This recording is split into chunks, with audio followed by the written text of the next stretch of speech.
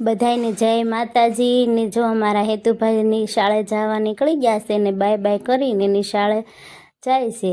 તો હેતુભાઈને bye bye કરીને આપણે આપણું કામ સંભાળી લીધું, મશીને બેસી ગયા અને 2 નાના ભૂલકાના ફ્રોક સીવી નાખ્યા સરસ મજાના. અને પછી તો આપણે સુખડી બનાવવા બેસી ગયા. હાથમાં લઈ લીધી તવીને ગોળ મૂકી દીધો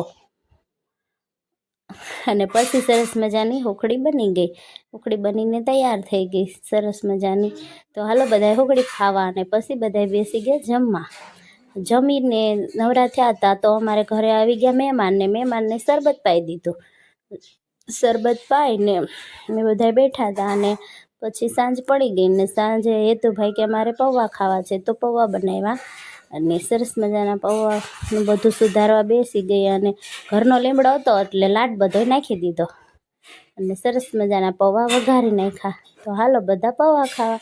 અને હેતુભાઈ કે મારે ભૂંગળા બટેટા બનાવવા છે તો એ ભૂંગળા બટેટા બનાવતો હતો ને જો મસ્તી પણ કરતો હતો.